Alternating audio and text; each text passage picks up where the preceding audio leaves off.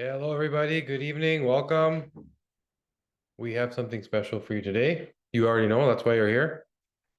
We have a rock star with us. Um, about a week or so ago, some of you may have seen the emails about the longevity challenge that a lot of our DNA company community has been a part of. It's been really awesome learning how we can very simply and easily hack things that aren't necessarily even costly. Some things are free that give us extra years, that give us quality in our years. And so Jason was kind enough to come speak to that community last week um, to explain one very important topic that flies under the radar, that gets missed by many, and is the sticking point for a lot of people, why they get stuck, why they can't get better. And when they finally discover this one thing, all of a sudden things change just like they did for himself. So we decided, because there was so much feedback in terms of, wow, this is what I need to hear, to make sure that our entire base got the same information. So you don't see this often. You may be wondering what's going on here. What's with this webinar, what's happening here? But that was the intention, is this was part of our structured longevity series. But so many people were impacted that we figured that's something we have to tell everybody about. So whether you're here live tonight, thank you for joining, or whether you're seeing this later on in a recording, take this information as sort of vital to longevity and health. And after you hear everything we have to talk about tonight, you'll understand exactly why. So I'm going to welcome Jason Earle. Thank you for having me. Pleasure, man. And thank you for doing this a second time. You already gave us a lot of time a week ago. But again, there's more people that needed to hear about this. So we just figured we'll do this again. My pleasure, truly. Yeah. So essentially where we got to is that just like our food, our environment, our clothing, everything has changed. So has our homes. So is our, where we ancestrally lived versus where we currently now live, the way our cities look, and a lot of that did not consider additional, the outcomes of that could be nefarious, that could be problematic to our health, including what you specialize in, is this proliferation of mold and how it's making people so sick. And that's why a lot of people are joining tonight, because they think, well, maybe that's what's going on, right? So I think it's important for people to know why you even do this. You're not a moldy guy. You're pretty clean, straightforward. So why did this happen? It was your own healing journey, and these are the best. Anyone that comes to, like, I found the guy that knows this stuff that then finally can answer my question. It usually comes from a place like this, where you had to fix your own problem because you had to go do the detective work. That wasn't, your questions weren't being answered. You had to go find the answers yourself, and that's what you did. So if you don't mind, just tell us the background and how you got to where you are. Sure. Well, first of all, thanks again for having me. It's always a pleasure to sit and share a screen with you. I agree with you. My experience has been that people who struggle with a particular health issue, oftentimes the harder it was actually to overcome it, the more meaningful it is for them to share. And so my story begins when I was about 4 years old, where I suddenly lost a lot of weight in a 3-week period. My parents took me to the pediatrician, who looked at them and said, "This is pretty serious. You should take him to the hospital. You should take him to Children's Hospital," which was about an hour away from my house. And so the initial diagnosis was their worst nightmare coming true. They initially thought I had cystic fibrosis based upon my symptoms and our genetic history. My father had 4 cousins who died of CF before the age of 14. So this was something they worried about, and it was coming true. So thankfully, 6 weeks later, they got a second opinion, which contradicted that. They actually found out that I didn't have CF. What I had was asthma compounded by pneumonia, and I was allergic to every single thing that they tested me for. It was grass, wheat, corn, eggs, dogs, cats, cotton, soybeans. My clothes were itchy. And I essentially lived like that in this musty farmhouse until I was about 12 years old, at which point my folks split up, which was good for everybody involved. And suddenly all my symptoms went away, and I never used an inhaler again. And I'm no longer allergic to anything. And it was, at the time, chalked up to what they call spontaneous adolescent remission, which basically means they don't know what the hell happened. Yeah. And my grandfather grew out of his asthma, so they kind of chalked it up to that. And so fast forward, about a year later, my mother died suddenly by her own hand, which is relevant to this story. And then shortly thereafter, I was diagnosed with Lyme disease, which seems to disproportionately affect people with mold sensitivities. So that forced me to, miss a lot of school, and I ended up dropping out of high school, and through a series of sort of insane circumstances, ended up getting recruited out of the gas station where I worked to go work on Wall Street. And so I did that for about 9 years, and that's a story for another podcast. But at one point I became disenchanted, which is not all that uncommon in that career track. And I began looking for something meaningful to do with my life. And I went traveling. I went on walkabout. And while I was away, I was reading a lot of local newspapers, and I came across a story about a guy who had gotten sick from the hotel where he was an employee. He had dealt with adult onset asthma and all these allergies that he had never had before. So it was kind of like my life in reverse. But here's a 40-year-old man developing something I never even heard of, adult onset asthma.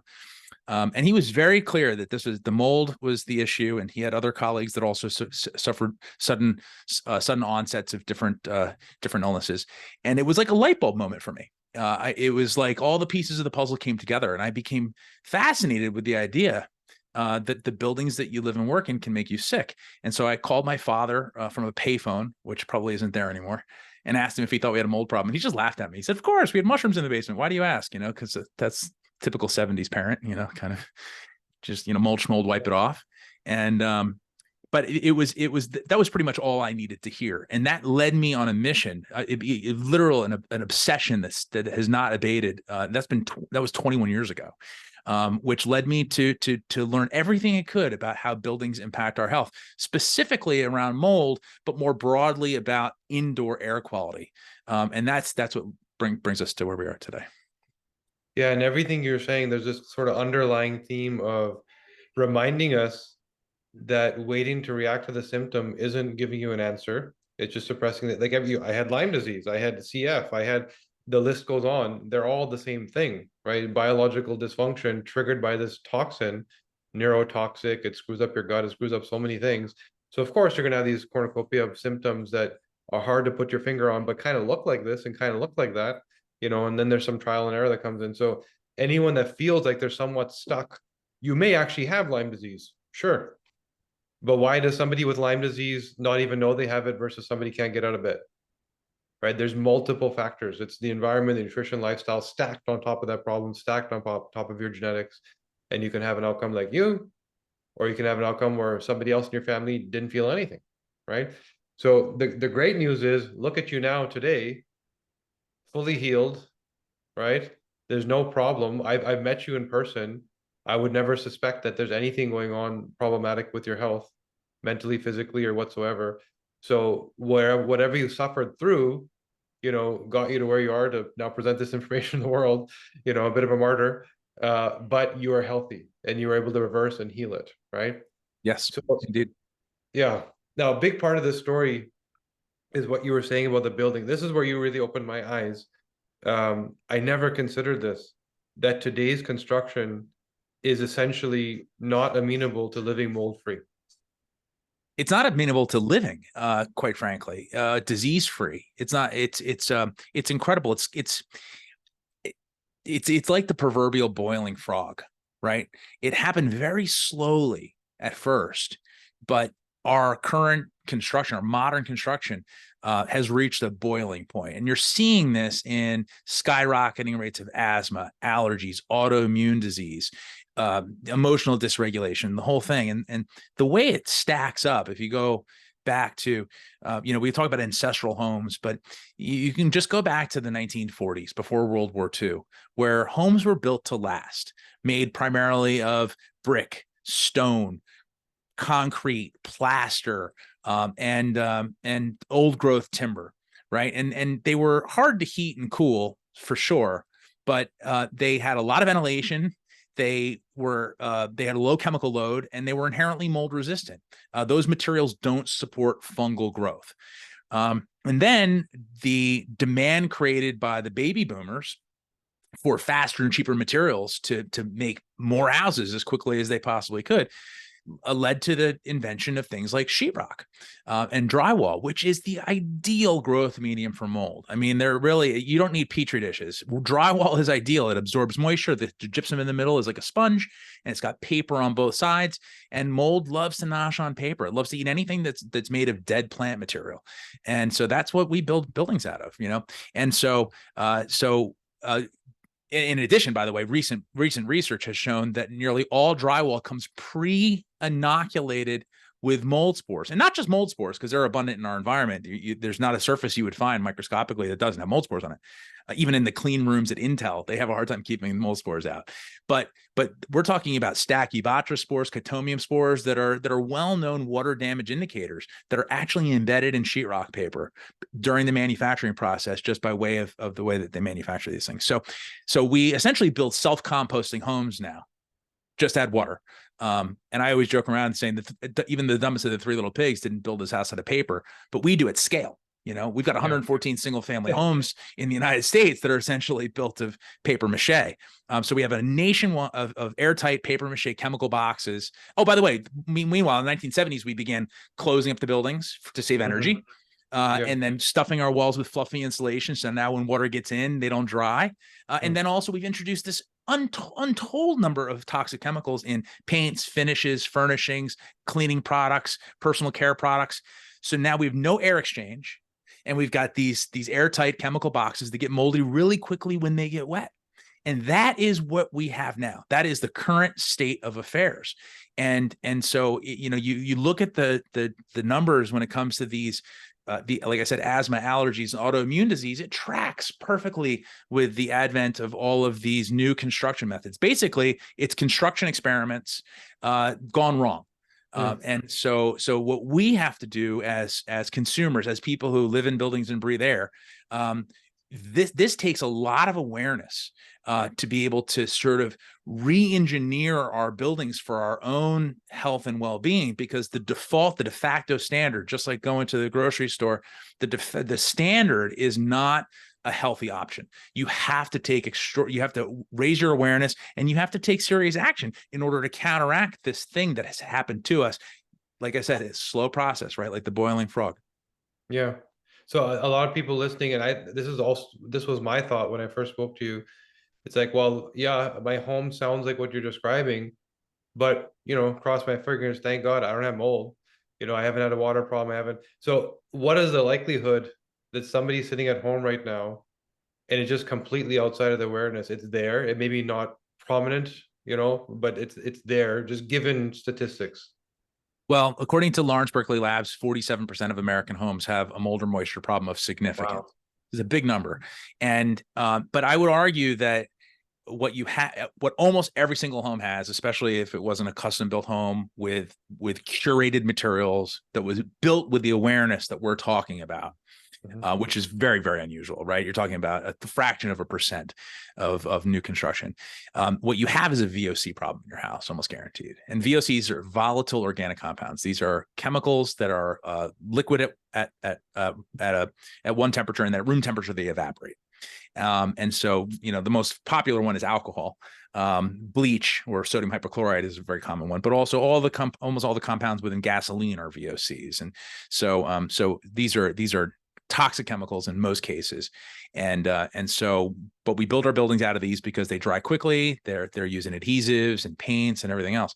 So what happens a lot of times is people are living in these VOC boxes, and they may not have a mold problem today, but a little leak that goes unchecked for a while becomes a mold problem. The problem is that mold produces VOCs too. The musty smell is made of VOCs, and the man-made VOCs can create sensitization. You can actually become sensitive to mold through being exposed to the building, to the man-made VOCs. And the opposite is also true. People often become chemically sensitive to odors and fragrances because of a chronic mold exposure. So this is a Venn diagram. You can't really separate them out. Because they're inextricably connected, especially because, again, we've got very mold-friendly buildings that are essentially made with chemicals, embedded with chemicals. And so to talk about one without the other is doing a disservice, I think. So it's like there's a threshold that we can cope with, and there's too many things that we're battling at the same time. So whether there's a little bit of mold or a lot of mold, there's a lot of other things too. That's right. It's that allostatic load, right? It's these things that are accumulating. And what mold really does, I think probably more than anything else, is it brings out a latent symptom profile. So a lot of people who may never have had any symptoms related to autoimmune, they have enough exposure to one of these buildings, especially if there's that big overlap where you've got the biological stuff from mold and dampness, and then the non-biological or man-made stuff, and that overlap there. And by the way, we can also talk about mold in food, which is a big deal. I mean, the contaminated food supply, the 60 to 80% of imported grains are contaminated with mycotoxins. And so it's a Venn diagram, you could argue, that has 3 circles overlapping in the middle, and that's overload. And that's overwhelming to our body. We're not designed to have that kind of exposure. And it's not just the fact that these are our buildings. You know, we used to go outside. We used to open the windows. Yeah. You know, now our culture, you know, in North America in particular, we turn off the heat, we turn off the AC. We turn off the AC, we turn on the heat. And now, because post-COVID, some of us don't ever leave the house. And by the way, I'm guilty of the same thing, you know, so I have to be very conscientious about bringing in fresh air and mechanically making sure that I'm creating air exchange in my home, because my house was built the same way as these houses that I'm talking about, right? I've had to implement a lot of changes. So when you start looking at this, that it's not just the buildings, it's our behavior, our entire society, globally even, that we've essentially gotten to this point where you breathe 13 to 15 times a minute, average adult, 13 to 15 times a minute. And the math comes out to 20,000 times a day. Think about those as doses, right? And these are not small doses, by the way. You're talking about a daily breathing of 2,000 gallons, enough to fill a swimming pool. You know, I mean, that's, and 30 pounds of air, if you can get your mind around that. So this is our single largest environmental exposure by at least 7-fold. And we're doing this on a chronic basis, rebreathing the same chemistry over and over and over again. And that's where we get into trouble, is that we don't even have a chance to allow our body to purge or to find equilibrium. We're just constantly exposing ourselves to this. That's really what's brought us here. Yeah, you remind me of a conversation I had with Dr. Tom O'Brien. He's fairly senior at the Institute for Functional Medicine and a great thought leader. He makes things easy to understand. His books are amazing. So anyways, everybody refers to dementia and Alzheimer's as type 3 diabetes, meaning it's a metabolic food-driven problem. He says that he believes that the majority of it, instead, I think he said 60+% is actually inhalation-based, what we breathe.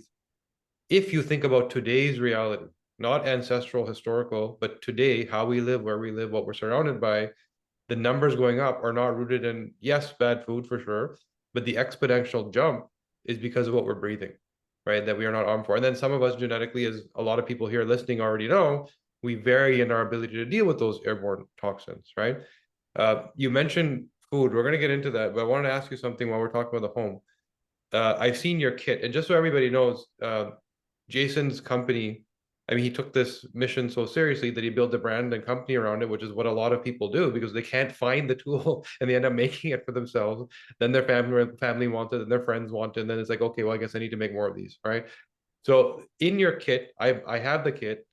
One thing I thought that was odd that you will probably have an answer to is there's also an outdoor test.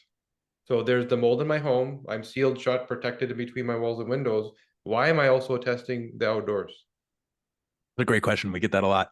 So the methodology is called spore traps. It's exactly what they sound like. We use these cassettes, these specially engineered cassettes that act kind of like filters. And our air sampling pump, which is really a vacuum device, pulls air through these cassettes. And they're short samples. They only take 5 minutes each. So it's very, very easy. And you could do the whole thing in about half an hour. But the reason that we do an outside sample is because mold spores are a normal part of a healthy environment to a limited degree. So backing up, so kingdom fungi, I love these statistics. You've got, which includes mushrooms, molds, and yeast. So all fungi on the planet produce 50 megatons of spores every year. The math on that is crazy. That's equivalent to 500,000 blue whales. And to bring it home even further, that's 20 times as much as the total amount of tea that's drank every single year globally. Okay. So that's how many spores are produced by kingdom fungi. And it's so abundant that we find them 13.7 miles above the Earth's surface with weather balloons. And they actually help create precipitation, forming clouds and rain and even ice and snow. And so spores are abundant on this planet. I mean, they're everywhere. In every breath you take, you're breathing in hundreds, potentially even thousands of spores, usually without any ill effect. And in fact, they're important to train your immune system. They're little hormetic stressors. You're getting data in this amazing naked interface that we call our lungs. We're learning about what's normal in the environment. And that's why eliminating mold from a building, I mean, like literally sanitizing it, is actually a bad idea. You want to have spores in your building, but they should be sourced from outside. And so the idea is that if you take an outside air sample, you'll always find some spores, unless there's ice on the ground and it's been, for 2-3 weeks. Even then, in some cases, you'll find background spores in a measurable amount. And so what we want to do is we want to find out what's in your building that's different from what's outside. We actually get air from air trickles in through nooks and crannies, through gaps between windows and things like that. Every time you put on an exhaust vent, you're actually pulling air in from outside in an uncontrolled way. And so you're pulling in spores, and you're pulling in pollen, and you're pulling in various different particles. And so when we test the air in a building, we want to see what's different inside than what's outside. And when we test the indoor air, we do this comparison, and what we're really looking for is higher concentrations and different types. We're looking for a biodiversity within the building that's indicative of growth within the structure. And so, what you tend to see is certain molds really like the environment that we the right temperature, the food source. The mold is cozied up to us because it likes a lot of the same conditions that we do. And the outdoor molds tend to like slightly different conditions. And so this comparison is really helpful so we can figure out what's quote unquote normal. And so that's the reasoning behind the indoor-outdoor sample. And also, it's different in every climate. Every single region of the world has different background flora, different background spores and spore types. And it changes minute to minute. It changes certainly seasonally. If it rains for a few days outside, you're going to have a different background, sort of fungal signature, if you will, than if it's been dry for a few days. And so these things undulate with nature and the rhythms of nature. And so our test kit is about comparing that on as close to a real-time basis as we possibly can. Yeah, I really like that, because the first time I ever used a mold test, it was this Petri dish from Amazon, right? And I was looking at it thinking, well, how do I know there's mold? There's always mold, right? How do I know what their interpretation of too much or too little is? Of what variety, which variety do I actually need to be worried about? So you're almost saying there's like a control. It's like a scientific controlled experiment where you have this base foundation, and then you like compare that against with the home, and it's relevant to your location, which is really cool. That's right. So yeah, so that's awesome. So And that's exactly why we don't that's why the other kits that you mentioned, like the Petri dishes and even ERMI, which is widely recommended by healthcare providers who are attracted to the PCR and the DNA based aspect of that, which has some technology appeal, but it doesn't actually have any sort of a reference sample. And because there are differences in every single, the mold profile, the outdoor profile in Florida is much different than where you sit in Canada and where I sit in Minnesota. And again, it changes from day to day, even in those environments. So to not have an outdoor reference sample that tells us what's in the air at the time of testing indoors is to ignore those variabilities and to suggest that all buildings are the same in every climate. And that's simply factually incorrect. Yeah. Okay. So that we've tackled the home. I understand it, and I think everybody will get it. Like, here's why we're susceptible, and 47% of homes are now assumed to have a mold problem. So we then stack on top of that, our food supply is, let's say, polluted, right? With mold. And you dug into this deeper than, most, where you've looked at the actual logistics and the globalization of food. And it's not just what I'm, going to Starbucks, oh, I'm buying moldy coffee. It starts far before that, so maybe give us some insights there. Sure. Well, I got interested in this because people send us their mycotoxin reports, which are mostly the urine based tests. And there are a few labs out there that do this. And also I got a lot of ERMI readings, and you're comparing the ERMI test, which is a DNA based dust test for anyone who hasn't heard of that. And I was having a hard time because I was going back then. My mold inspection company, 1-800-GOT-MOLD. Before I started the test kit business, I ran a mold inspection company called 1-800-GOT-MOLD, and we pioneered the use of mold sniffing dogs, specially trained Labrador retrievers. So we're very, very good at finding hidden mold. In fact, our dogs taught us more about mold than we could have ever taught them. They taught us where all the mold hides, and so we had an incredible accuracy. And so as a result, we could find hidden mold that no one else found. And so we would go into homes where someone had a high mycotoxin reading, right, from their urine.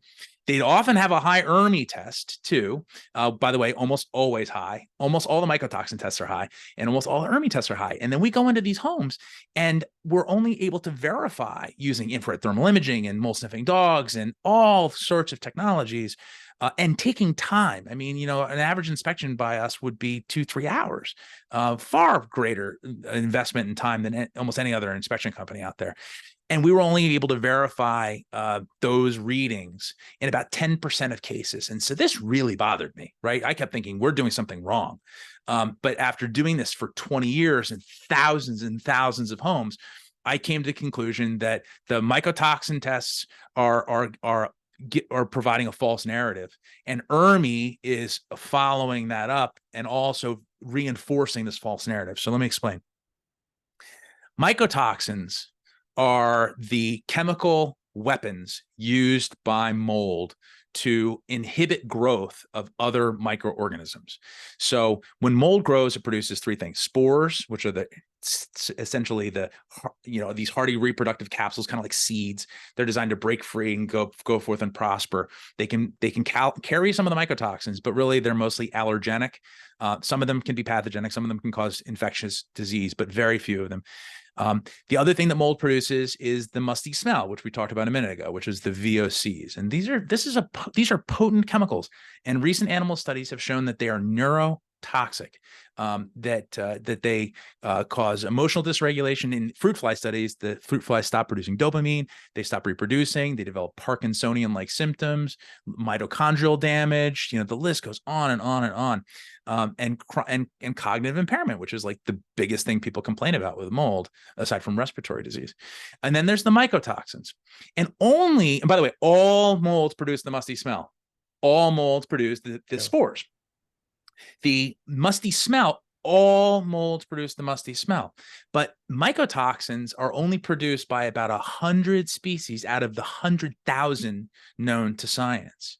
So there's this narrative, which is that all mold-related disease is based on mycotoxins.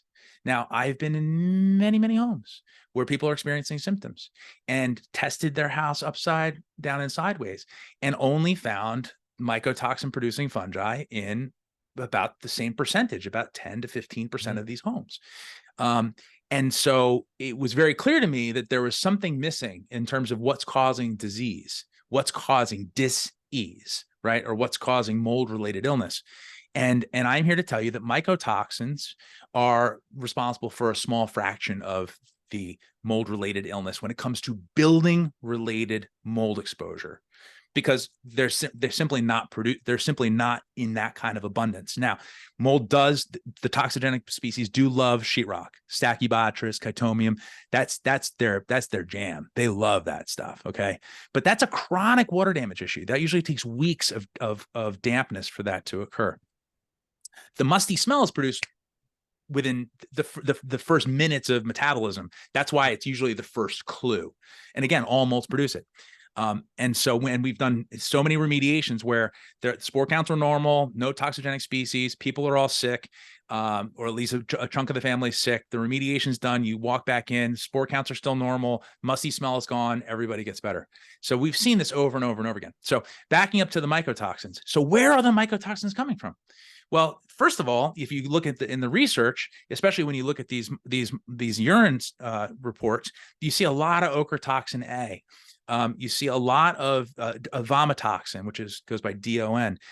These toxins are not produced by molds that grow in buildings. I've never seen a fusarium infestation in a building, which is where a lot of these trichothecenes are produced, which are very potent toxins that are historically speaking associated with things like St. Anthony's fire, which is a disease in the medieval times that causes people to basically burn from within. There are so many instances where food-based mycotoxin disease caused killed 100,000 people in Japan, in Russia. But the evidence that mycotoxins become airborne in significant quantities is scant at best. And I'll tell you how you know this. And this is a really interesting visual. If anybody has ever seen the picture of the Petri dish that Dr. Alexander Fleming had on his lab bench when he discovered penicillin, you might remember that the dish has streptococcus on it, the same bacteria that causes strep throat, and it's this patchy white sort of quilt or quilt work, and then or patchwork, and then a colony of penicillium grew in the middle of that dish, and there's a ring around that colony. That ring tells you almost everything you need to know about how mycotoxins disperse. If mycotoxins became airborne alone, the way people envision them, then what you would see is the whole dish would be clear. But they ooze out to the sides. Mold wants to protect what it's eating. It's not in the business of spewing out toxins. It's not like that. These are just oily, sticky substances that actually water beads up and rolls off, right? Because you have to imagine that if you're creating a substance to protect your surface and you're a water-loving organism, water will kind of roll off of you, right? So these are substances that are just not designed to become airborne easily, but they do if they're on the particles, but in very small amounts. So when you start looking at the actual physical characteristics of mycotoxins, which are these sticky substances, versus the physical characteristics of the microbial gases, the musty smell, you can quickly see how the musty smell impacts us on a more homogeneous basis, where it distributes more evenly throughout a building, and so you're more likely to have major exposure. The mycotoxins, not so much. However, when you look at these results, you think, gosh, where are people getting these from? And all you have to do is go and start looking into the research, and you'll see food scientists have studied this for a very long time. Back in 1980s, it was long considered, or the UN used to say that about 25% of imported foodstuffs have mycotoxin contamination. And a group of food scientists in 2018 decided to look at this and said, well, where did you get that data? And the UN didn't really have a great source. So these guys took it upon themselves to do a meta-analysis, and they began looking at ports of exports where major food supplies are exported from. And they began testing containers before they were shipped off, and then they also tested them at the port of destination. And what they found was that between 60 and 80% of foodstuffs at the port of destination were contaminated with mycotoxins. It was much lower at the port when they were shipping them off. They found about 10%. But they're putting these foods on shipping containers that are not climate controlled for 30 days, if at the shortest. And we're talking about grains, seeds, nuts, spices, preserved meats, obviously coffee, which Dave Asprey will tell you about. All of these things have a and they're also being usually produced in countries that have much different ideas around, well, certainly about climate control, but also about the way things are stored and the way things are cured, and their general threshold for hygiene and sanitary food practices. And so when you start looking at what we're dealing with in terms of this globalization that has impacted everything that we do, the biggest thing that we globalized really was food. I mean, go get your berries in the winter, right? You're getting them from Peru. They've been out there for a while, right? You're not getting them fresh off the bush. And so when we start looking at the way people need to get better when it comes to mold related illness, it goes back to that Venn diagram again. You have to get your building straight, but you also have to get your diet straight. Because if you don't, what you're doing, these things amplify each other. It's a big deal. And so I know there's a long way to get there, but the thing that people don't understand is that they think that mycotoxins, mold makes mycotoxins, mold grows in buildings. I have mycotoxins in my urine, so I must have mycotoxins in my building. That's a classic example of conflation, which is where we take two ideas that seem like they might match and we overlap them. And we go, well, that makes sense, point to point. But that's not the way it works, because the physical characteristics of these, what they call metabolites, the byproduct of the digestion of mold, they don't behave that way. Now there are exceptions. Don't get me wrong. There are people that are living in moldy buildings where there's high spore counts and there's visible mold, and they are getting a lot. They're breathing in a lot of mycotoxins, 20,000 times a day. But most people who are having these very high readings in their urine are not living in environments where those spore counts are that high. So every situation is different. I'm not dismissing any of it. It's all very important to be aware of, but it's important to be aware of it such that you understand that it's not coming from just one place. Not ever. Not in our world. Not today. Yeah, and I know you're saying that you don't want to dismiss what people are saying, not to generalize, but if you look at what we're being told, I mean, you can't find a podcast or webinar or event about mold that isn't called mycotoxins and mold, right? They just assumed that they're intermingled and it's the same thing. And because when you're dealing with sort of the thought leaders, the therapeutic side is let's get that mycotoxin, let's get rid of it, right? It's a thing that's easy to measure. That's right. So there's something empirical there. Oh, levels came down, we did our job. So really the lesson here is that mycotoxin, yes, can come from mold, likely came from food. And if you're trying to defeat it by fighting mold, you may not win. You have to look at food. And the vice versa is also true, right? That void of mycotoxin doesn't mean that mold is not hurting you. That's right. And the way to look for that isn't necessarily looking at something in your blood, it's looking at something in your home. That's right.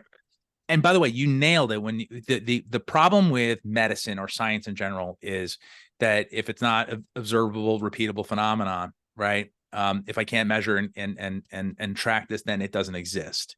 And so when you start looking at the mycotoxins, I mean, and this is also with functional care practitioners, who many of whom I adore, I call my friends. I mean, they're practically family from, but they get hung up on this idea that when they get a reading and they can move that number with binders or whatever, that they're somehow getting to the source, and most of the time they're not, because they're focused on this idea that the building is the only source. And then ERMI, by the way, used to test these buildings. ERMI tests historical dust accumulation. We talked about mold spores being so abundant. You're gonna have, I mean, especially in an older building, especially in a tree line, if you live in a place where there's any sort of trees. I mean, the ERMI reading in it is going to be different in a New York City high rise than it will be in a tree lined suburban home. So you'll see dust accumulate. You'll see spores accumulate in dust that are not indicative of any growth in the building, but ERMI flags these things and turns them into 3-alarm fires. And so these things will validate each other, but they're not actually related to each other. The mycotoxin panels and the ERMI, even though they validate each other, they're both working off of different sources, and also in amplifying the data in weird ways that almost tells a story, but it's often a false narrative. Not always, but often a false narrative. And so the problem is that there's no test yet for VOC exposure or for microbial VOC exposure, and there's no detox protocol or a pill or a potion or a binder or anything to deal with that. And so this is where you get into an issue with how do you treat it? Well, there's no money in that. I hate to say it, but there's no clear path where you can get markers and you can have a treatment protocol and then you can retest again and see. It's too subjective. How are you feeling today is not something doctors, this is not the way we practice medicine or healthcare these days. Yeah. It's not that subjective thing. If it doesn't have data behind it, then it's ignored. And I'm here to tell you that most of this mold related illness is occurring in a way that can't be verified with human diagnostics on either end of it. And that's really where we have a problem. And that's why talking to the doctors about this stuff is often their eyes glaze over, because what are they going to do with that information, right? There's not much they can do, So there's a bunch of questions. We're going to start to get to some of them. One question on my end is when someone gets a report back, I'm sending my kit actually today, by the way. I did my testing today. Awesome. So it's actually sitting right here, by the way. Literally, this is the unit that I received and got those cartridges in it. And so, question is, when it comes back, is it like a yes or a no? Or is it like you have mold, but this is a red flag alert, take action? Or this is like a normal level of mold, don't worry about it? Yeah, so we have a green, yellow, orange, and red indicator for each sample that you collect. And so the data that you get from it is the type of molds found and in what quantities, and it's organized in a way that you can see the water damage indicators, which are typically the molds that you want to be aware of, because they indicate that you've had a chronic dampness problem or a moisture problem that wasn't dealt with promptly. And then there's also shows you the common dominant spores, which are again usually sourced from outside, but they're important to be aware of. And then we also have a background debris, which as an indicator of general indoor air quality tells you sort of the microscopic airborne dust load, and that's on a scale of 1 to 4. And what we find is that people who have respiratory problems, they're having a lot of allergies, they tend to have either a house that's too clean, right, where they've over sanitized, over HEPA vacuumed, over HEPA filtered, and haven't opened their windows, or they haven't done any of those things and the house is really dusty, right? It tends to be sort of it's like a bell curve, right? And so the people that have the worst problems tend to be the outliers. The people in the middle that have a moderate background debris tend to actually do a lot better. And by the way, that's a really important point, is that homes that are over sanitized have much higher cases of asthma, allergies, and autoimmune disease. I mean, huge difference. The data is very clear. And homes that have a high microbial diversity, lots of different microbes in the building, have much lower cases of asthma, allergies, and autoimmune disease. But here's the point: none of them growing in the building. That means no moisture problems. So that means you've allowed nature to come into your home, but not to eat your home. That's the distinction, right? And so the report gives you 3 pages. There's a summary, the green, yellow, orange, red, the actual lab data that gives you the indicators that I mentioned. And then the 3rd page gives you a reiteration in plain language what was found, as well as some resources for how to find an inspector in your area, how to find a remediator in your area, and a couple of other free tools, including the ebook, which B is mentioning in the chat. It's shared there. And, not only are you taking your evening away from your family to come here and help us and educate us, you've also offered a discount on the test for our community only, which is very kind of you to do. So anyone, don't go pay retail, take advantage of this. There's a code there, so just use that. And the ebook is there too. So Jason has brought that along. If you want to dive deeper, go ahead and download that, and you can dive as deep as you'd like. There's a lot. I've been through it. It's awesome information. So let's get into some of these questions. Absolutely. Deborah's saying, I received a vehicle that had water in the trunk, it had mold, use vinegar, can still smell it. Can you recommend how to remove it further? Whew, yeah, remediating cars, boy, there's so many nooks and crannies. Unfortunately, the only time I've seen that done successfully is when you basically take out all the carpet and all of the upholstery and anything that's porous and absorptive. Those things are what harbor the mold growth. And so that can be very, very tricky. I've heard about people using things like ozone to be able to try, but that tends to damage gaskets and anything that was anything that's got any sort of organic materials in it. So that has real downside to it as well. Unfortunately, I don't have a quick and easy answer for that. And whatever you do, my strongest recommendation is don't try to mask the scent with something else. Fresheners, these things, clean doesn't have a smell. And so, adding these things, and I know I'm preaching to the choir here, Cash. Fragrances have no place in a healthy building or a healthy car. Yeah, that makes a lot of sense. CIRS, connected with molds, with 20% of the population who is mold sensitive. Is there a test to know? Are the supplements to take, binders, etc.? So I can speak a little bit to that. Then Jason, I'll pass it over to you. But yeah, for sure, on the genetic side, anyone here that has their test, look at your GSTP1 gene, which will tell you if there's a suboptimal ability there, lack of ability to use glutathione for inhalation-based toxins, right? So clear sign that you may be more sensitive, and not necessarily sensitive, but you're letting in too much, right? So that's one. Glucuronidation, which is in your hormone report, the UGTB genes, we speak of them in terms of clearance of DHT, dihydrotestosterone. You'll see them in the hormone report, but they also clear mold. So between these two things, you can sort of, gauge where you're at. But Jason, I don't know if there's any other thoughts you have. Yeah, chronic inflammatory response syndrome is a moving target, and if you track back Richie Schumacher's discussions around this, it has changed a lot over the years. The MTHFR genetic, and I'm not an expert on DNA. This is really your bailiwick, Cash.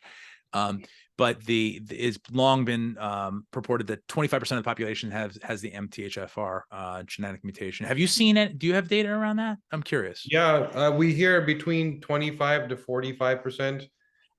So in our data, because we're dealing with people that need support, it's a bigger number, right? So which also points to, well, if you have that variant, you probably have a problem. That's why we see so many people with it, right? And it's not just the one; it's in the entire methylation cascade. So what we're saying is, once you get past the glutathionization, once it gets in, methylation as a phase 2 detox process should help support that.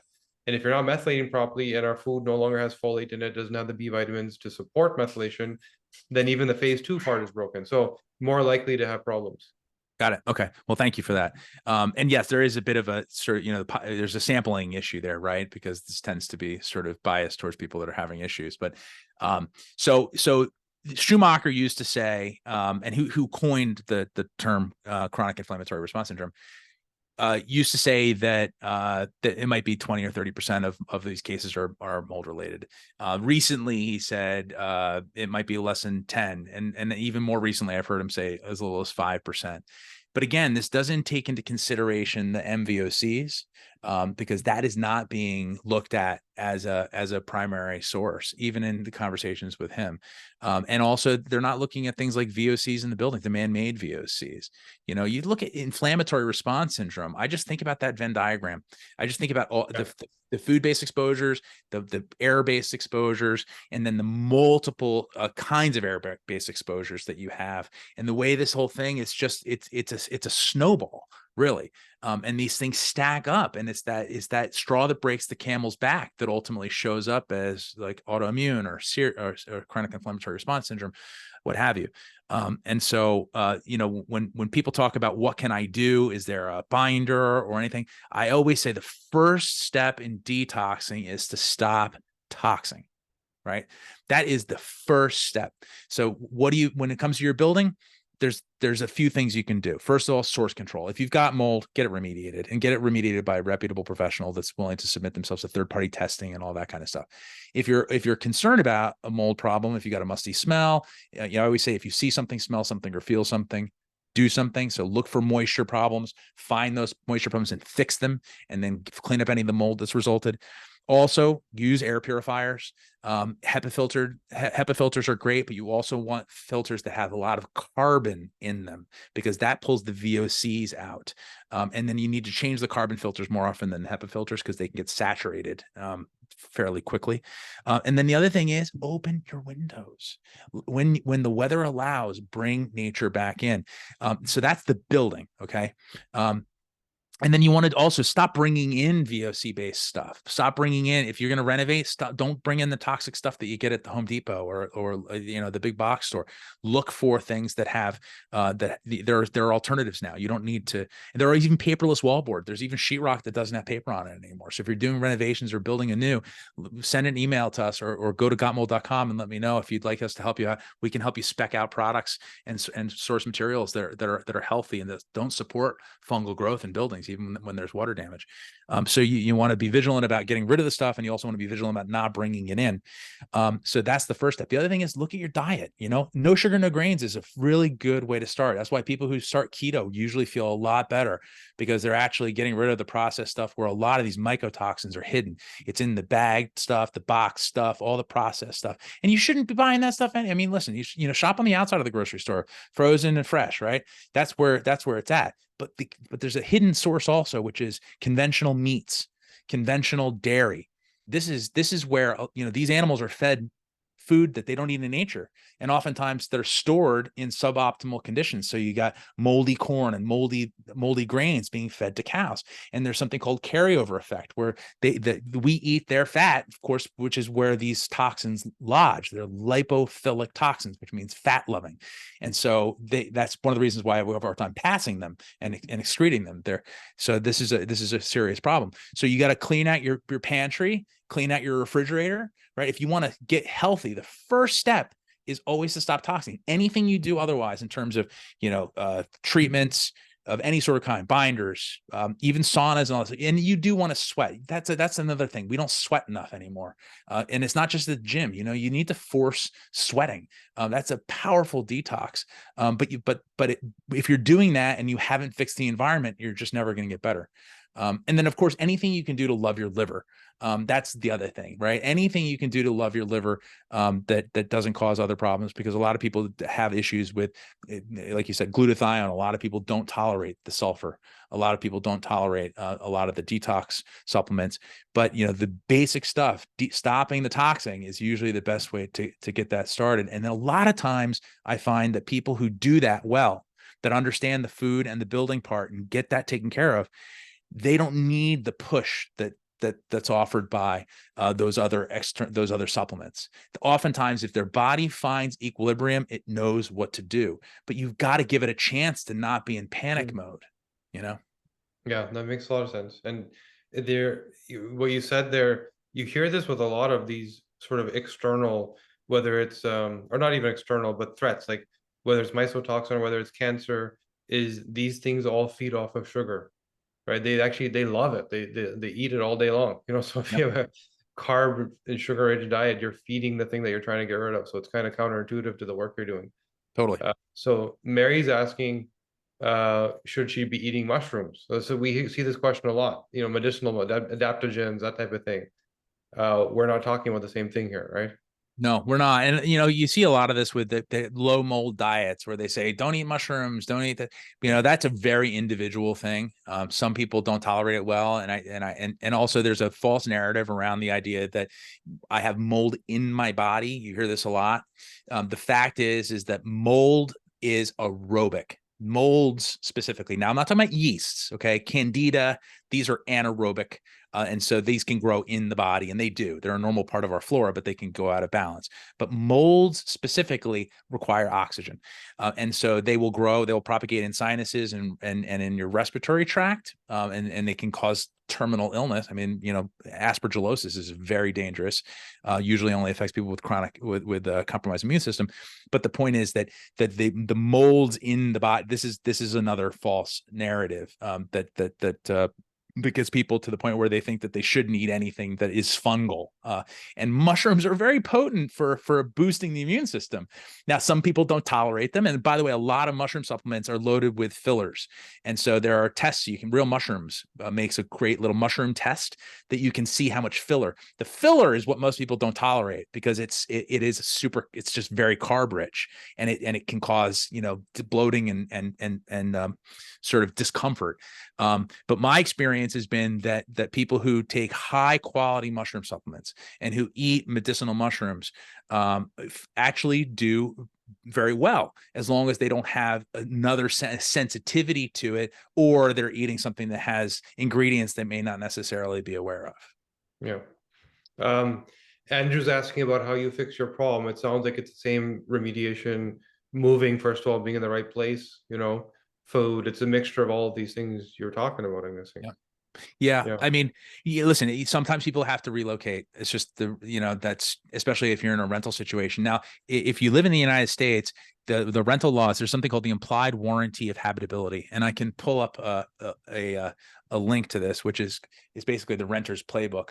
And I can drop it in the chat. But if you're renting, you actually have a lot of control. The laws around mold and rental properties are strong in 49 states. There's one, Arkansas doesn't have very good laws, believe it or not, about this. But if you notify the landlord in accordance with the implied warranty of habitability in your local area, and you follow that procedure, you can actually, in some cases, pay your rent into escrow and hold back, and in effect what's called a constructive eviction, where break your lease and not be penalized. So if you're renting, you actually have a lot more control than you think. If you're living in your home, that's hard because you're not going to sell a moldy home. But oftentimes people do have to relocate in order to have some space. Again, stop toxing. That's the first step in detoxing. But the other thing, like I said before, remediation can be expensive and it's hard to know who to trust. This is a very big issue. There's a lot of flim-flammers and there's very light regulation. And even in the states where it's regulated, it's, poorly enforced. And but air filters will buy you time. Ventilation will buy you time. Spending time outside in nature, right, will give you the ability for your body to get out of that fight or flight. This is an evolutionary threat that we're dealing with, that we would be exposed to intermittently. Now it's a full-time issue that we have to face. And so we need to have that space. And so it's not always it's not an easy thing, and it's often expensive. But you have to do everything in your power to create that space to allow your body to find that equilibrium. It's funny because a couple questions down, Mary's asking, where do they build quality brick homes now? So I guess she's already on her way.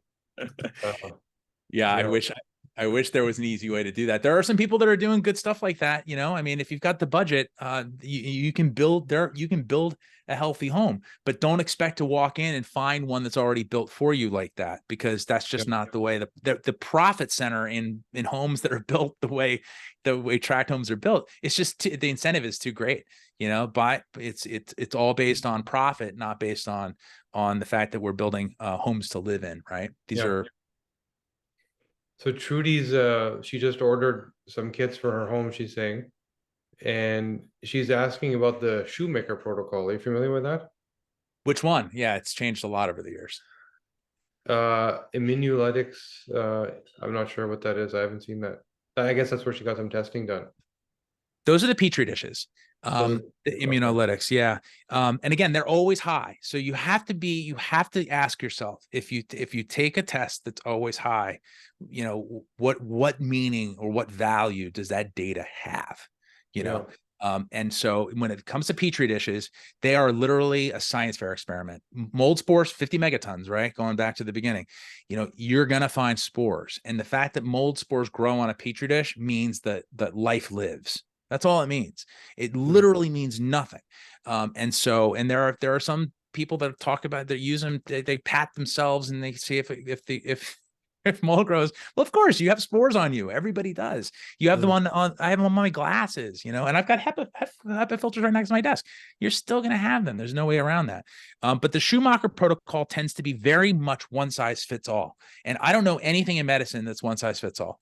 And so it is so didactic and so rigid that, and I've gotten sick from it because I took the cholestyramine, and I did not tolerate that well.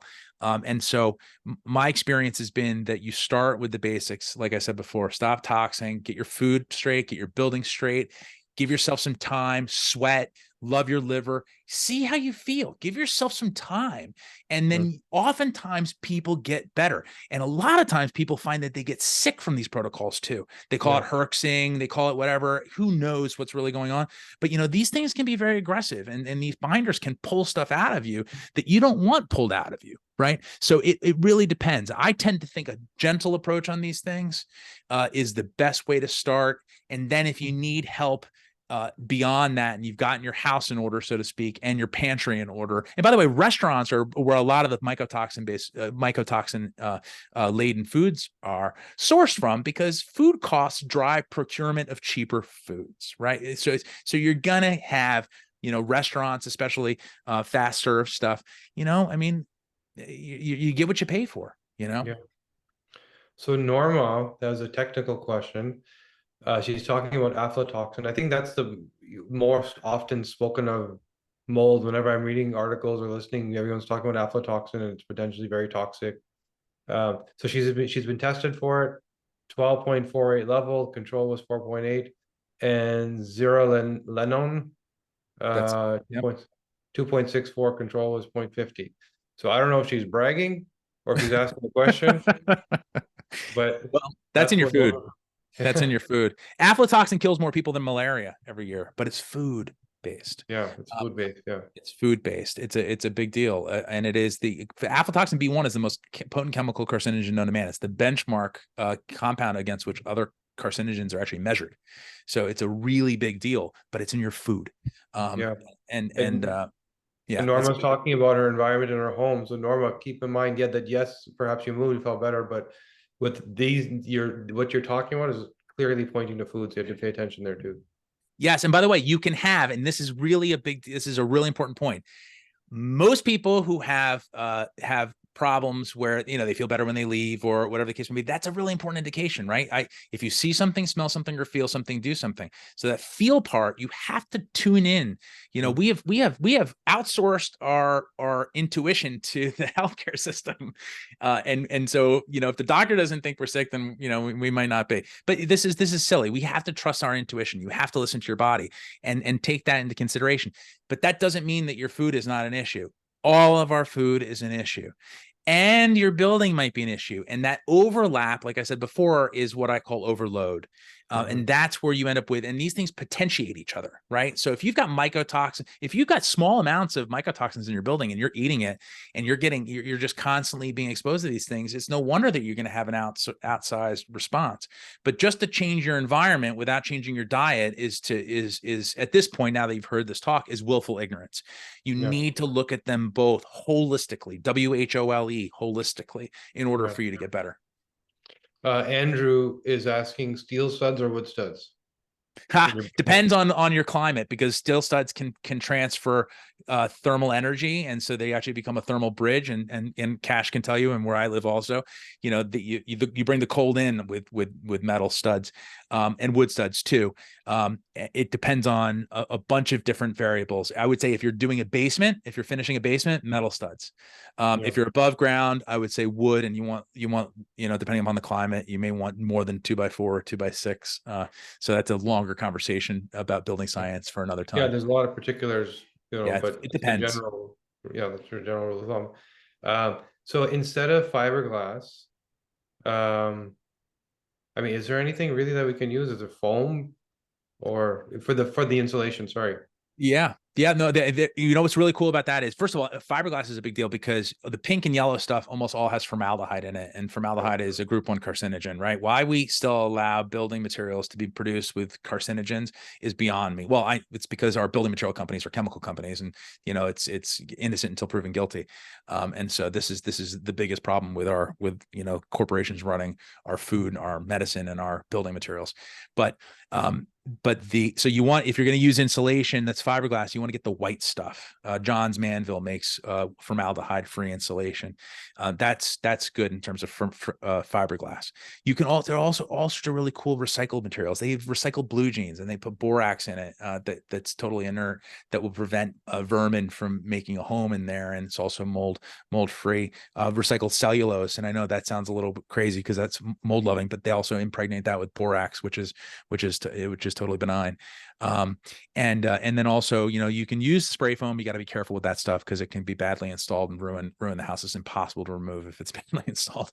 And then there's new materials that are coming out every day. There's a really neat new kind of concrete block that's actually aerated. It's a foam base. It's they use a foaming agent in it, use aluminum actually, and the concrete blocks are super lightweight. They're structurally sound, and they actually provide insulation too, unlike normal concrete, which transfers heat. So there's new materials emerging. What you're going to find at Home Depot or Lowe's are going to be the standard, the usual suspects. So if you're going to look for insulation, always look for formaldehyde free. If you're looking for any of these things, you want to look for the VOC profile. And one of the great resources for that is greenguard.org. They have a really nice database of building materials that have that have low emissions. So a very useful tool. So Mary, she wants to know, in what year did homes become a problem? When were the best years? So I don't. There's this Instagram account where you can buy castles in France for 200,000 euros, and that might be a good place to start because what some people are saying, if it's not stone or like old growth timber, like real raw material, basically from the time drywall started, that's what we're saying, right? Yeah, yeah. I mean, it's pre 1945. Yeah. I would say is when things were and by the way, a lot of those homes have unfortunately been gutted and the plaster's been ripped out, and I even did that to an old farmhouse because I need to put new plumbing and electrical in, and so but I put paperless wallboard in when I replaced it, so at least I didn't repeat the same mistakes that I proselytize about. But yeah, I would say before 1940 is a really good time for structurally sound buildings that are inherently low in chemicals, have decent ventilation. The attic assembly tends to be well ventilated too, and also materials that don't support fungal growth. And Andrew's asking an interesting question about the outdoor test. Should he be waiting for rain for mold growth, or does it matter what the weather is? We tell people to wait till after the rain stops before they test. So if it's raining, snowing, these things will alter the outdoor sample. Now our software calculates that and takes that into consideration. So we still know when there's a problem, even so. But you tend to see that the significant precipitation outside sampling right, because you have to take the outside sample. So you don't want to, you could do it on a covered porch or something like that, but you wouldn't want to put the device out there in direct weather. But as long as it's not raining that moment, and you also won't want to do it when you just after you've raked leaves, right? Because all the spores will be high. So you just want, and that's all contained in the user guide, by the way. All of those considerations are clearly articulated. And Peter's asking, HRV, will it protect the modern home from good airflow? I love HRVs and ERVs.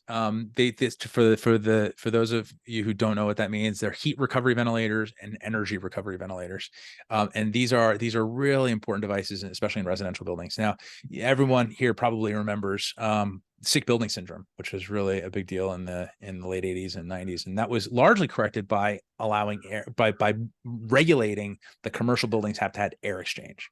And that's what HRVs and ERVs do, is they expel stale air, and then it brings in fresh air, but it does it through something called it transfers the heat. And so I'm having a senior moment here, but it's a heat exchanger. And so what happens is it'll spew out the warm air that's stale and transfer the heat into the air that's coming in. So you're not just spewing out, energy essentially. And so they're very, very important, especially in cold climates like where Cash and I live, because we just don't get that kind of air exchange, and it's expensive to have air exchange in these climates. But it's also really important in very hot climates where you also similarly don't want to open up the windows and doors that often. And they're very effective for VOC problems because VOCs off gas slowly over time and they accumulate. And so this allows to that dilution, which goes back to the three things you can do with an air quality problem. You can source control, remediate it, you can filter, or you can dilute. And ERVs and HRVs are the third part. They're dilution tools, and they're very, very important, especially in extreme climates. Good question. So Audrey wants to know about whether or not she should buy an air purifier for her bedroom. I think it goes back to what you're saying. She can't just look at the one room. She's got to understand all of what's going on, because there has to be enough air purification to be clean, but not enough where there's zero insult? Like, there's got to be a little bit of something to fight, right? Yeah, you don't want to over sanitize. Like I said, use your HEPA filters and your HEPA vacuums and wipe your surfaces and keep things clean, but then open the windows and let nature back in as soon as you possibly can. And I would also argue that air purifiers should be, I have them throughout my house. We have them in nearly every room. The rooms that we spend the most time in. But I'm vigilant, and I also don't run them on. When we go away, I sometimes put them on full blast, and just to clean the air while we're out. But then I come home and I open the windows. And my wife thought I was crazy the first couple of times I did that, but then I explained to her that we want to get rid of a lot of the stuff that air purifiers are really helpful for, and this is a really important point too, is that the building materials themselves, paints, floor finishes, carpet, over time you have to refinish your floor, or you have to repaint, and the question is, where did that floor finish go? Right? That became this microfine chemical, highly respirable chemical bit that ends up in your dust. And that stuff is picked up by pets and kids. And in fact, there's something called incidental ingestion, and they say that the kids below the age of 4 and pets get as much as 100 milligrams a day of this exposure through hand to mouth exposure. And so these are not worried about microbial stuff. Eat the dirt. Let those kids be exposed to some spores and some bacteria. This is good stuff. Actually, most of these organisms are benign or benevolent. The chemical bits that are made that are highly respirable and easily assimilated into the body from the paints and the finishes and the furnishings and stuff like that ends up in the dust. That's the stuff that you really want to suck out with HEPA vacuums and HEPA filters, and then bring nature back in. Does that make sense? Yeah, it makes sense. Yeah. Nikki's asking about shipping to the UK. Is that okay? We don't do that yet, but we're getting there. Oh, okay.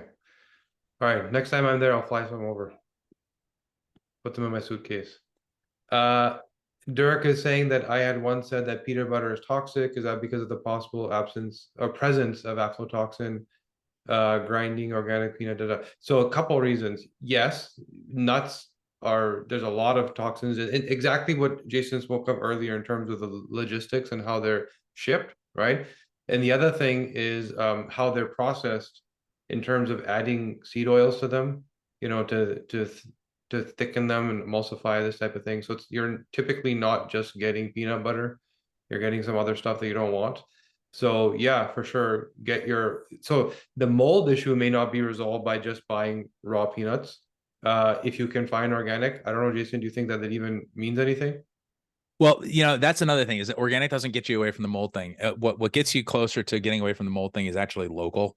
That's more helpful than organic, because you can, in fact, the organic stuff can support fungal growth even more in some cases, because it doesn't have a lot of the chemistry that actually inhibits growth.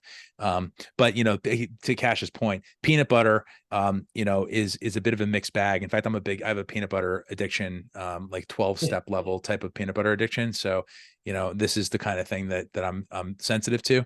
In fact, I'm going to do a study and send in all the different peanut butters into one of my mycotoxin labs and see what's really going on there.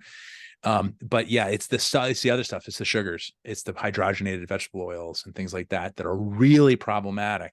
And if you're doing that on top of nuts there, and by the way, cheap peanut butter, cheap peanut butter, it means cheap peanuts. And also this goes back to like it's not just peanut butter, it's also tomato sauces and apple sauces. They take the ugly stuff and they throw them in a bin. The ugly ones that are already moldy, they throw those in a bin and then they spin them up. So cheap peanut butter, cheap sauces, these are the things where these things hide. Yeah.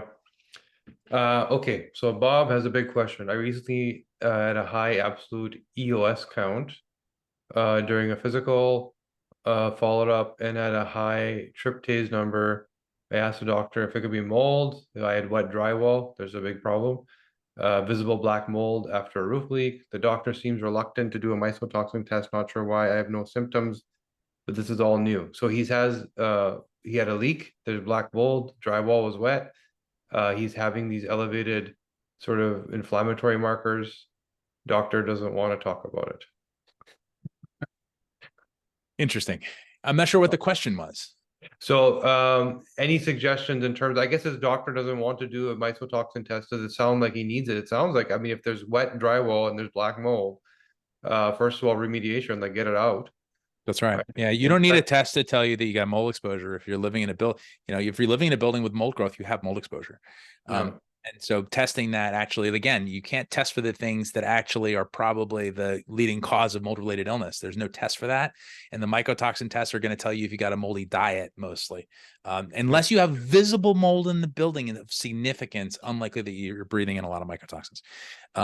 But that being said, if you see it, smell it, or feel it, you got to do something. And so if you've got that musty smell, you got water damage, you've got to run towards that stuff. Now, let me drop this in. Look up the IICRC S520. This is a mouthful. That's the Institute for the International Institute for Cleaning and Restoration Contractors, and the S as in Sam 520 is the mold remediation standard. There's another standard called the S500. These are the two standards that you need to be aware of that all contractors have to follow if they're doing work in your house. The S500 is water damage. And that's how, if you get to it fast within the first 72 hours, and this is a really important point too, water damage that is not dealt with properly within 24 to 48 hours is at risk of mold growth. At 72 hours, the standard says you have mold. It has to be treated like mold. Insurance doesn't pay for it in the United States. Once you get past that point, the insurance will usually pay for water damage, but they won't pay for mold, which is a real problem. So you have to run towards these things. And so you want to make sure that stuff is removed by qualified contractors that follow those standards. Very, very important. Gail's asking, what are the typical molds that are found in food? Which variety? They run the gamut, but I mean, some of the most common ones are Fusarium, and this is where you see a lot of the trichothecenes that are like the vomitoxin. The abundance of fungi that lives on food is far greater than the fungi that grow on buildings. This is it's a huge array. And here's a fun fact on that. So the same fungi that produces that takes milk and produces blue cheese, Penicillium roqueforti, like Roquefort cheese, and Penicillium camembert, which produces camembert cheese. You put those molds into milk and it produces delicious cheese. You take those same molds, they grow in corn silos, right? And they produce mycophenolic acid and other mycotoxins, which kill cows. Wow. Same fungi, different food, and one produces potent toxins and the other one produces delicious, potentially even nutritious food. So it's a wide range. And I'm quite frankly not expert in fungi, the specific fungi that proliferate in buildings. But you can quickly, I can actually drop some links in here too about the mycotoxin tests, or the mycotoxins found in our food supply. And when you look at you look at the usual suspects in these studies, and they look just like those urine panels. Yeah. That makes a lot of sense. And makes a lot of sense in terms of that the proliferation of this stuff being in the food supply. So you're always going to get this negative result, or positive, I guess, because you're finding it. That's right. So Mary's question, Mary, I'm just going to clarify, because what she's asking is, do you have teams of people that travel, work remote? So, what we're talking about today, the service being offered by Jason is not the remediation or the repair, it's the testing itself. So when you go to the link with the discount code, you're going to get a discount on the testing to know what's happening in your home, inside and outside. There's an outdoor test and an indoor test. In terms of work, repair, drywall, that type of thing, he used to do that, and that's why he learned about all of this. But their business, in terms of the support that you need, can refer you, and I think people have access to those types of resources, right? It's not that you'll come fly to their house with a hammer, but you'll send them to somebody local that can do the job. Yeah, our report has links to the trade associations which train and certify mold remediators and mold inspectors. They're two different associations. They both train both, but I prefer the inspectors that come from one association and the remediators that come from another. And by the way, anybody who's interested in looking at these mycotoxin readings, you can. I'm posting a couple of links in here, which I think you'll find very interesting. I just dropped one in there. Let me see. But yes, it is tricky though. And the thing that you have to do when it comes to selecting contractors and inspectors, you want to make sure that they're always independent of each other. This is extremely important because there's too much room for abuse. So you never want to have a free inspection, because that's actually a remediation contractor with a sales call. That's not really an inspection. You want to be careful about people who are using ERMI as a primary diagnostic tool, because it always shows up high. And so that means that and they know that. That's why they use it, because it leads to the next thing. And so you want to be very careful about that. You also want to be careful of people who are just doing testing and not doing an inspection, or just doing an inspection and not doing testing. These things have to work together, because this is a microscopic organism. You can't do this with a naked eye. And you also can't rely just on test data. We even tell people not to use our data as the basis for remediation. If you have a mold problem that found in our kit, we often suggest that you find a local professional who can help you determine the extent of the problem, help you diagnose the exact source of the moisture issue, and then develop a remediation plan, which is a step-by-step plan that is written in accordance with industry standards and best practices, as well as any local regulations. This is not something that you pull boilerplate off the internet for, right? That oftentimes requires some investment and a specialized professional. Dirk's asking if you can test for mycotoxins in your food. I have not seen that. Have you heard of such a thing? You can. It's very expensive. I mean, it's like $400 a sample. This is what I mean about the peanut butter testing. I mean, I'm seriously thinking about doing a study on this stuff, but the cost associated with mycotoxin testing is outrageous, and it's a small sample too. So you can have a jar of peanut butter, for example, and pull a teaspoon off the top and a teaspoon off the bottom and get different readings, right? So just like air is not homogeneous, if you were to look, meaning that the particles and gases are not distributed evenly, the mycotoxins within food are not distributed evenly. And so you can grab a sample off the top of a bag of Quaker Oats and the bottom off the bottom, off the top and off the bottom, and get a different profile. The second half of his question, it's interesting. He's asking about, should I cut the moldy end of my carrot? Can I eat the rest of it? So this is when the food supply, and what Jason's talking about, the majority of that is hidden. Meaning when you buy a pumpkin that was sitting on the ground, it develops some mold, and you wash it. And that has been fine. But when you buy a coffee where you don't even know and can't see, and you're fully ingesting it, that's where the problems come from. So yeah, cutting your food, washing your food, these are normal things we do. I can tell you about a patient, and one of our very first early research patients, who had this unexplained chronic, just fatigue and off all the time, couldn't put our finger on it. And he was missing some key detox genes of the gut.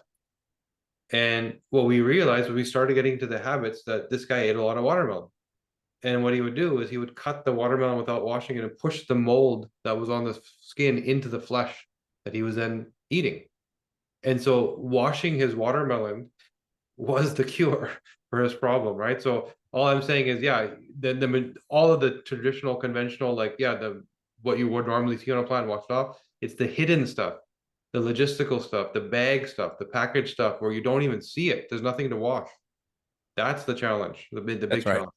And it's also once these grains, so the grains they're processed in a way that's suboptimal often, and then once they get pulverized into flour, they are so easily digested by microbes. They're bite-sized for microbes, right? So it's even easier for them to essentially ferment, or to be subject to significant growth. And so it's we've turned everything into flour, which is basically sugar. And so the more we break these things down for the microbes, the more easily we digest it, right? The more quickly, and the more easily they digest it too. Julie's been taking some intense notes. She's asking, what's the third circle of the Venn diagram? She has building, diet, and question mark. VOCs. Well, it's building and food, primarily building, and it's air and food. Right. And that's really the big thing. But when you start looking at the building has multiple multiple circles within the building. Is maybe I wasn't clear on that. I Right, apologize. right.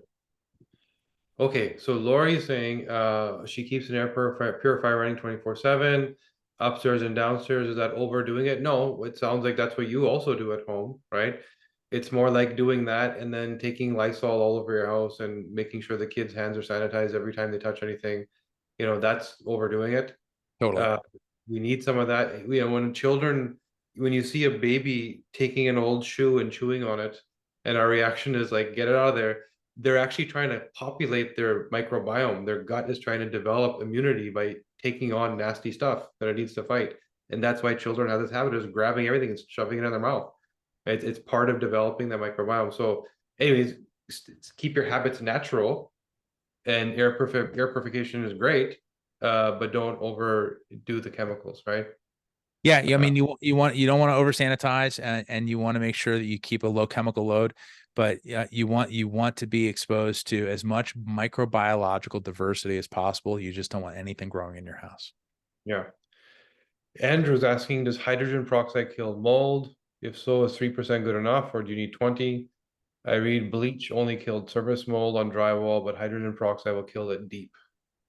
Great question, because it walks right into the idea that mold remediation is never about killing mold. So you never have to kill mold to remediate it. Remediation is about removal of mold, and then cleaning the surfaces that it's contaminated. So if you've got moldy drywall, that drywall gets taken out. And the protocol is that you take out drywall that's within 2 feet of damaged drywall. That means water damaged or moldy drywall. And that's why you really need to engage professionals to do. I won't even remediate. I teach people how to do this. I won't remediate in my own home, because you never know what you're going to get into. You start opening up walls, and it's often Pandora's box.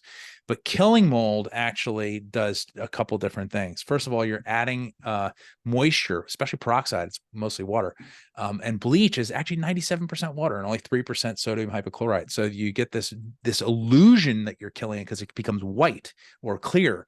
You lose the pigment, but you're actually adding moisture to a moisture problem when you do that.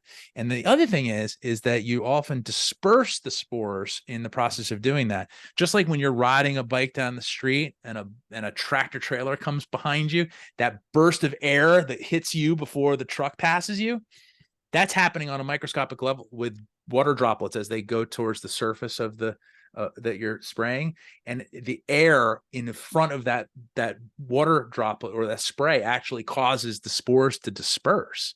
And so you can actually spread it very easily by doing that.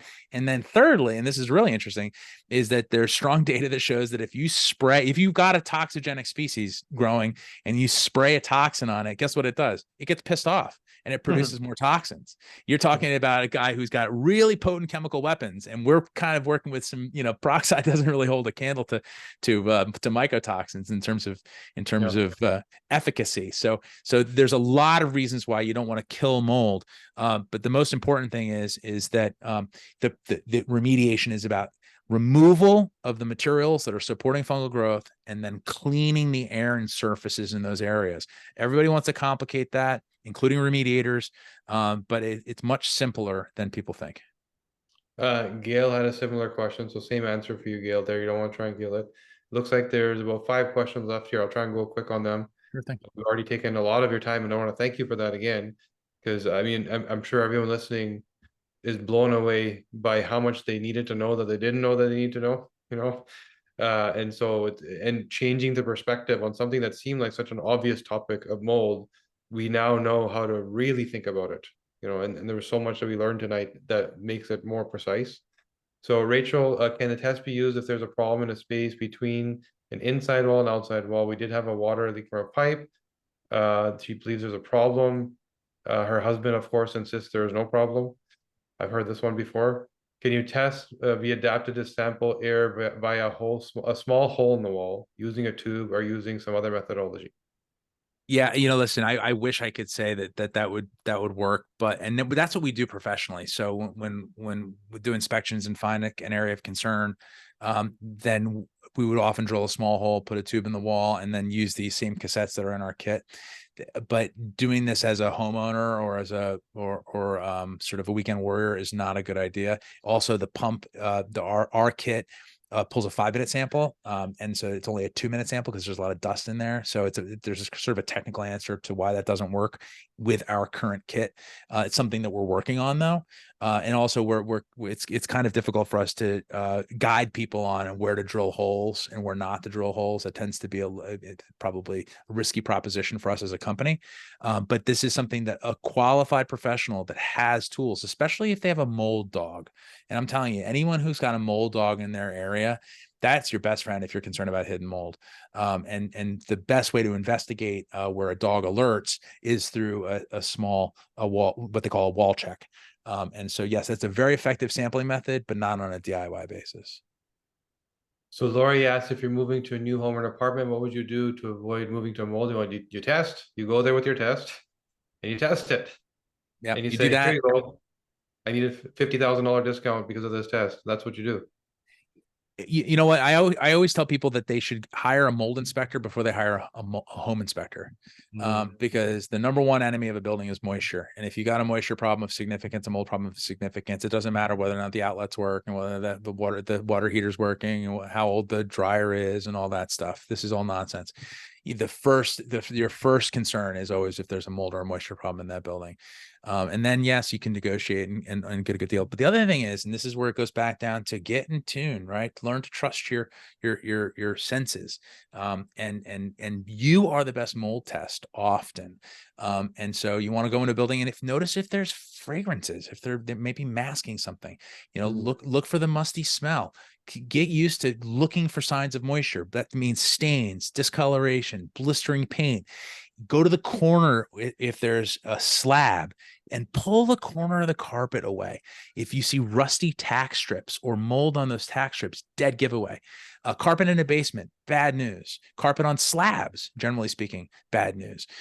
You want to look for water bugs. Those little round guys that they curl up into a little ball when spider webs are a huge clue, right? Spiders need to eat and drink too. And so they work off of an ecosystem. They're sort of the top of the food chain. Any evidence of rodents is a big red flag that there's moisture. So you want to be tuned into these things for the rest of your life, right? Like we all live in buildings and breathe air and live on a water planet. This is not news, people, like getting used to the idea that you have to deal with mold. This is like gravity. This is like learning how to tie your shoes. This is fundamental in terms of being able to live a healthy life these days, is to be able to have your senses attuned to these things so that you can navigate this without having to spend a lot of money with professional inspectors. You should be your own first line of defense. So given all that you've said about food, Patricia's asking if there's any safe coffees. I can think of a couple of people that claim their coffees are safe. I don't know. Listen, I don't have the data on that. I don't know that data has been published publicly. Are you aware of anything like that? We have a mutual friend who says his coffee is pretty safe. Dave with his Danger Coffee. Yep. Bulletproof. There's a brand that I see in Canada. I think it's called Kicking Horse, which I've actually seen clinicians use to help people actually get better. Like they're saying, if you're not going to stop drinking coffee, at least drink this one. And it seems to be fairly clean. Those are the ones I know of. But I would say a good resource for that is probably Dave. Yeah, I would listen. Another great resource, by the way, about mold and food is the Bulletproof Diet, that book. I mean, he goes into some pretty good depth around that, and he's got good lists of things to avoid. And so I often refer to that as a good resource for people that are early on in their mold and mycotoxins and food journey, more than anything else. So Jacqueline lives in a condo built in 1987. A mile from the Californian coast. I found mold in my furniture, specifically my bed and nightstands. It's inside closets, on clothes, shoes. What is the best way to clean it? So it's gone everywhere. Yeah. Well, you have a humidity problem, my friend. And what usually happens in situations like this is that because it's cool, and you don't need to have air conditioning, you end up with cool damp.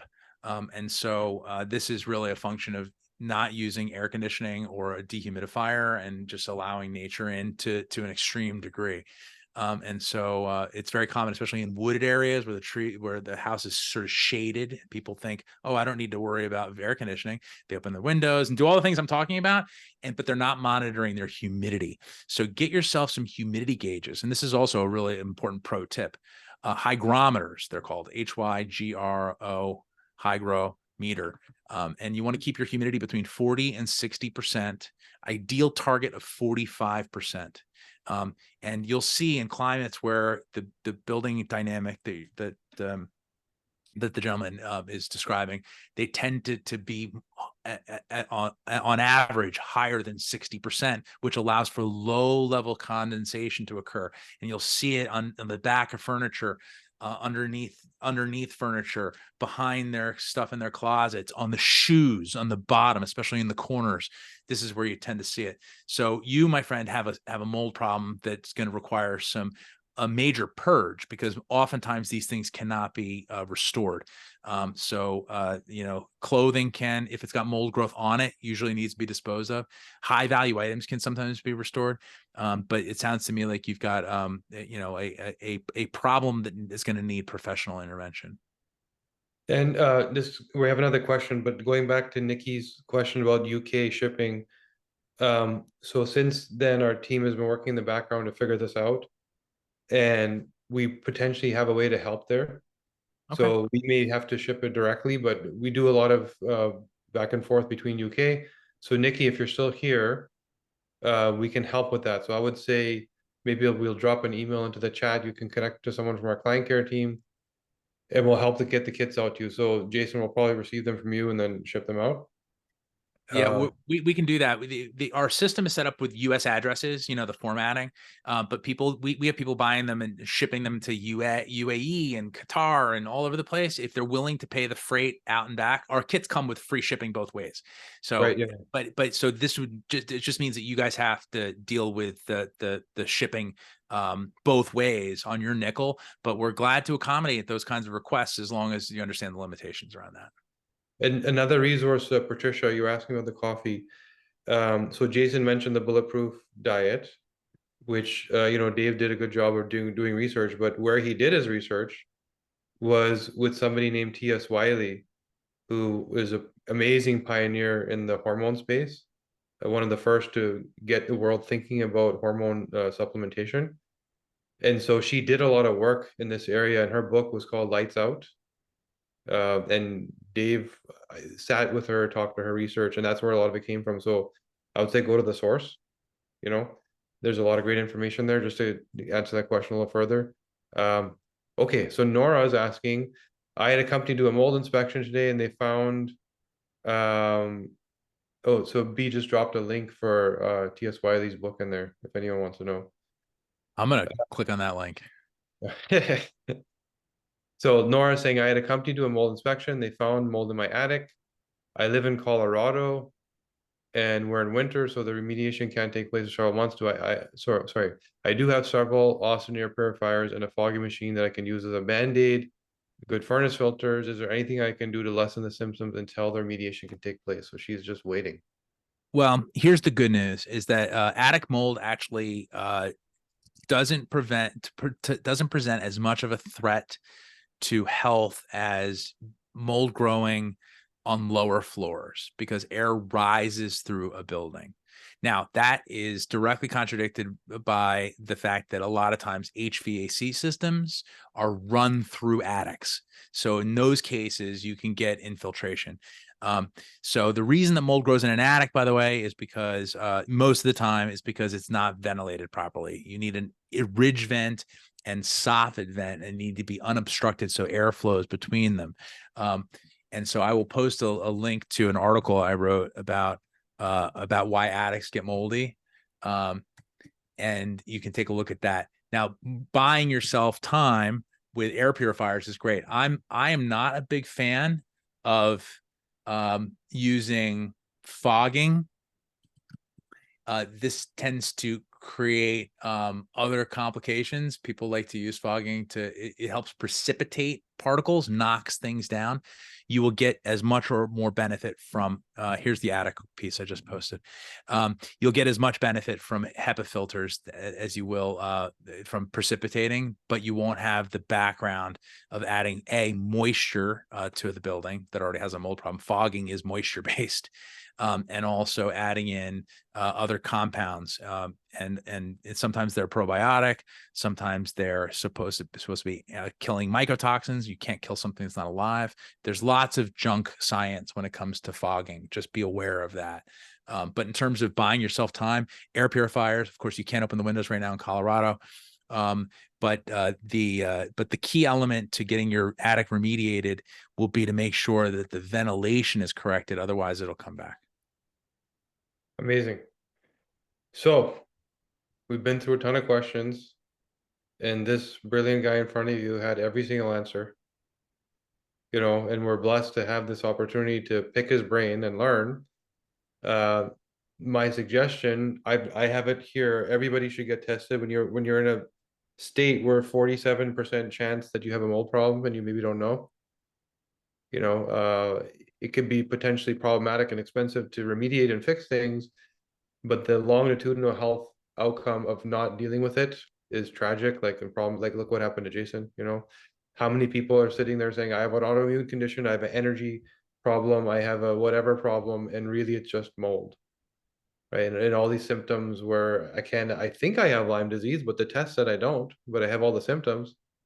Right. And this is what's going on with so many people. Right. The food, which you now have learned what to look for and how to control, but it's also your home. And whether there's been an outward obvious problem or not, you know, it's not that 47% of homes have had a water leak, right? It's just that the way that they're built and designed are not designed to mitigate mold exposure. So the likelihood is there. So get tested. Jason was kind enough to bring this discount on. We'll leave this open for a minute. We've gone far over time. I want to, first of all, thank you, Jason, for spending so much time with us. We took a lot of your time.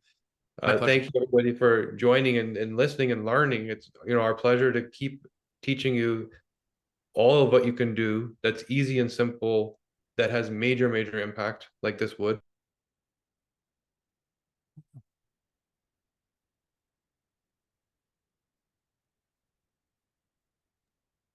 I think we lost Kasha. I think we did. Yeah, that was. So Cash just lost power at his place. Sorry, everybody. Boy. So Jason, thank you so much. This really was phenomenal. I learned a ton. I know everybody else here did too. I hope you'll come back and do another one. Everyone take a look at the links in the chat window. And if you need anything, just reach out to clientcare@thednacompany.com. Thanks, Jason. Good night, everybody. Good night. Good night. Thank you.